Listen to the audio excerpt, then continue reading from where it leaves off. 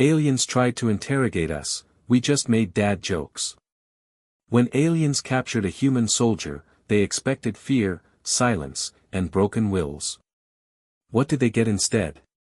Dad jokes. And those jokes nearly broke the galaxy. The Karth Dominion prided itself on being masters of psychological warfare.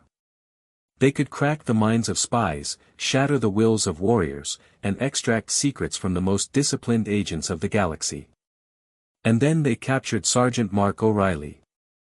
He was pulled from the wreckage of a downed shuttle during the skirmishes on Delta Prime. Shackled, bruised, and surrounded by armored insectoids, he didn't seem particularly threatening. A mid-level human soldier, low rank, hardly worth attention. But the Karth wanted information on human fleet movements. So they brought him before the interrogator. The chamber was dark, lined with pulsating bioluminescent veins. At the center, the Karth interrogator towered over him, mandibles clicking. "You will answer our questions," it hissed through the translator. "If you resist, we will tear the truth from you." Mark squinted at the creature's glistening fangs, then leaned back in his chair. "Hey, you got a dentist in this place?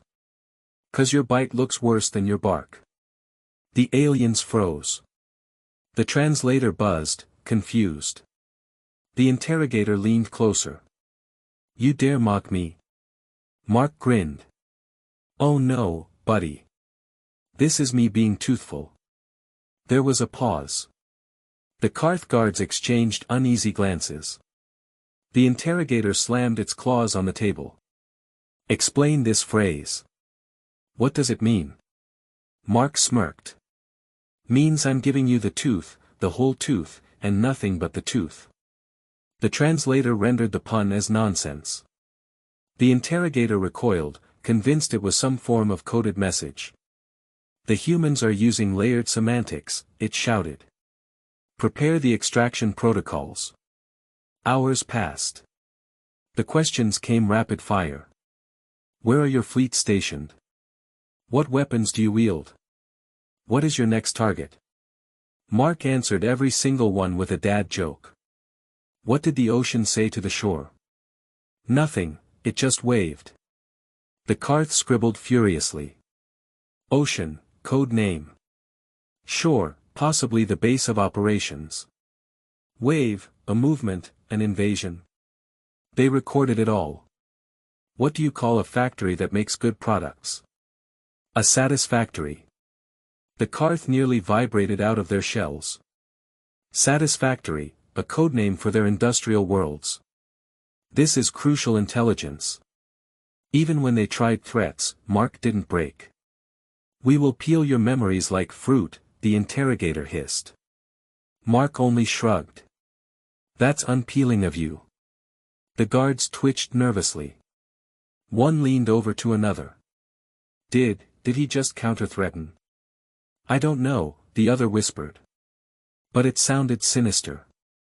After 2 days, the interrogator was unraveling. Its mandibles twitched. Its eyes pulsed. Its datapads were filled with nonsense phrases that none of their analysts could decode. "Where is your command center?" it growled, barely holding composure. Mark leaned in, lowering his voice dramatically. "You know why you never see elephants hiding in trees?" The interrogator loomed closer. "Why?" "Because they're really good at it." The alien collapsed backward, screeching. "Brilliant. Hidden fortresses in arboreal terrain. Camouflage at planetary scale." The guards bowed in awe. "This human, he is a master strategist." Mark just winked. "I'm just a dad trying to keep things light." Word of the interrogation spread through the Dominion. Entire departments of analysts were assigned to decipher the code hidden in Mark's humor. They mapped satisfactory factories. They searched for waving oceans. They wasted entire fleets hunting for invisible elephants. The more confused they became, the more convinced they were that the humans had developed an advanced form of psychological encryption. Back in his cell, Mark was having the time of his life. Every meal, every question, every threat, he answered with worse and worse puns. When they brought him a plate of strange alien food, he just nodded and said, "Looks excellent." When they shoved him into restraints, he sighed. "Guess you really nailed me this time." When the guards asked if he was afraid of dying, he smiled. "I used to play piano by ear. Now I just use my hands." The guards didn't laugh, because they didn't understand. They trembled, convinced each pun was another uncrackable cipher. The breaking point came when the Karth interrogator asked one final question. "What is humanity's ultimate plan?" Mark leaned back, face dead serious, and whispered, "To get to the other side." The chamber went silent. The interrogator hissed. "The other side of what?" Mark shrugged. "The road." The aliens erupted in chaos.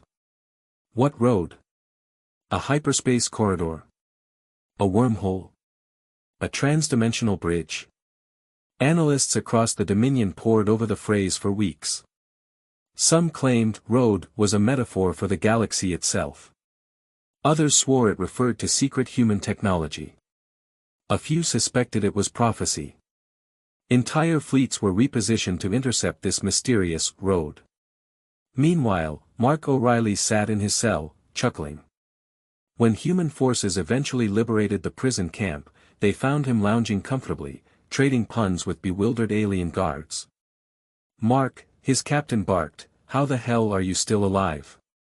He grinned. "Guess I just cracked them up." The rescuers stared. The guards, still confused, snapped to attention. "We have learned nothing from this human. His jokes are impenetrable." Back on Earth, Mark became a legend. His file was marked, POW, 0 intel lost, 100% puns deployed. Military analysts tried to downplay it, but the story spread. Soldiers told it around campfires. Parents repeated it to their kids. The phrase, "classified dad joke," became a meme. And somewhere, deep in the Karth Dominion, a council of alien generals still argued over what humanity really meant by, "the chicken crossed the road." Because to them, it wasn't a joke. It was a strategy. And humanity? Humanity was just laughing.